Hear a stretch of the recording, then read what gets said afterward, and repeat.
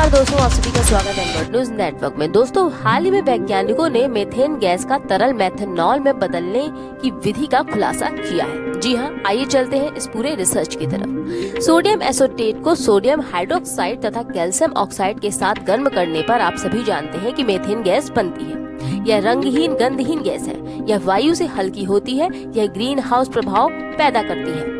संपीड़ित गैस यानी प्राकृतिक गैस जिसे सीएनजी कहते हैं, उसमें मुख्य घटक मीथेन ही है। मीथेन का उपयोग घरों, उद्योगों और दोनों गैसीय ईंधन के रूप में भी किया जाता है, क्योंकि यह जलने पर बड़ी मात्रा में ऊष्मा उत्पन्न करती है। इसी वजह से आजकल इसका बड़े स्तर पर उपयोग स्वचालित वाहनों, विशेषकर बस, कार, ऑटो रिक्शा में भी किया जा रहा है। हाल ही में शोधकर्ताओं के एक समूह ने फोटो ऑक्सीकरण के रूप में जानी जाने वाली प्रक्रिया में तांबे जैसे प्रकाश और छितरी हुई संक्रमण धातु का उपयोग करके मीथेन को मेथनॉल में बदल कर बड़ी सफलता हासिल की है। केमिकल कम्युनिकेशंस में प्रकाशित अध्ययन की रिपोर्ट करने वाले एक लेख के अनुसार तापमान और दबाव की परिवेशी परिस्थितियों में मीथेन गैस को तरल ईंधन में बदलने के लिए प्रतिक्रिया सबसे अच्छी मानी गई।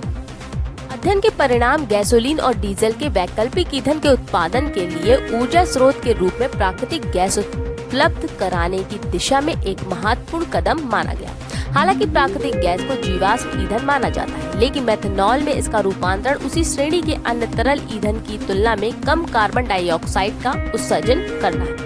ब्राजील में मेथनॉल बायोडीजल उत्पादन और रासायनिक उद्योग में एक महत्वपूर्ण भूमिका निभाता है और इसका उपयोग कई उत्पादों को संश्लेषित करने के लिए करता है। इसके अलावा जलवायु परिवर्तन के प्रतिकूल प्रभावों को कम करने के लिए वातावरण से मीथेन को पूरी तरह समझना महत्वपूर्ण है, क्योंकि गैस में कार्बन डाइऑक्साइड की क्षमता 25 गुना है, जो ग्लोबल वार्मिंग का सबसे बड़ा कारण है। लेखक मार्कोस डा सिल्वा के थीसिस सलाहकार और लेखक के अंतिम लेखक यूएफएससीआर के प्रोफेसर इवो फ्रिटॉस टैक्सीरा के अनुसार अध्ययन में इस्तेमाल किया गया फोटो कैटलिस्ट एक महत्वपूर्ण नवाचार था। हमारे समूह ने एक ही चरण में मीथेन को ऑक्सीकरण करके महत्वपूर्ण रूप से नवाचार किया। उन्होंने कहा कि रासायनिक उद्योग में यह रूपांतरण हाइड्रोजन और कार्बन डाइऑक्साइड के उत्पादन के माध्यम से कम 2 चरणों में और बहुत उच्च तापमान और दबाव की स्थिति में होता है।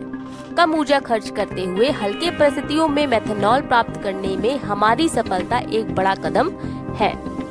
टैक्सीरा ने कहा कि परिणाम इस रूपांतरण प्रक्रिया के लिए सौर ऊर्जा के उपयोग में भविष्य के लिए नए रिसर्च मार्ग को और प्रशस्त करते हैं। साथ ही संभावना जताई कि इसके पर्यावरणीय प्रभाव को और भी कम करने वाले हो सकते हैं। टीम ने बताया कि प्रयोगशाला में वैज्ञानिकों ने सक्रिय दृश्य प्रकाश फोटो कैटलिस्ट का उत्पादन करने के लिए पृथ्वी पर प्रचुर मात्रा में पाई जाने वाली संक्रमण धातुओं, विशेषकर तांबे का उपयोग करके पॉलीहेप्टाइजिन इमाइड PHI के रूप में क्रिस्टलीय कार्बन नाइट्राइड को संश्लेषित किया।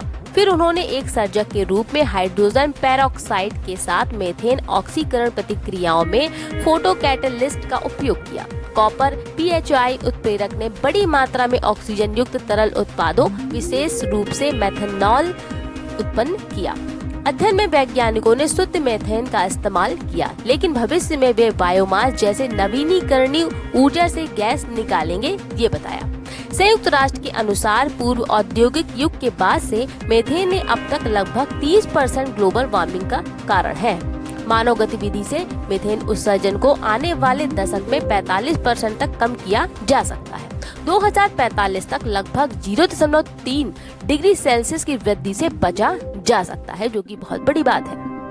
फोटो कैटलिस्ट का उपयोग करके मीथेन को तरल ईंधन में परिवर्तित करने की रणनीति नई है और व्यावसायिक रूप से उपलब्ध अभी नहीं है, लेकिन निकट भविष्य में इसकी क्षमता महत्वपूर्ण है। टैक्सीरा ने बताया कि शोधकर्ताओं द्वारा संयुक्त राज्य अमेरिका, यूनाइटेड किंगडम में विश्वविद्यालय और वेल्स में कार्डिफ विश्वविद्यालय के प्रोफेसर ग्राहम हचिंग्स के नेतृत्व में ये रिसर्च हुआ, जिसे जर्नल साइंस में पब्लिश किया गया। हमने 4 साल पहले अपना शोध शुरू किया था। अब हमारे पास 2017 में प्रोफेसर हचिंग्स और उनके समूह की तुलना में कहीं बेहतर परिणाम है, जिसने हमारे अपने शोध को प्रेरित किया।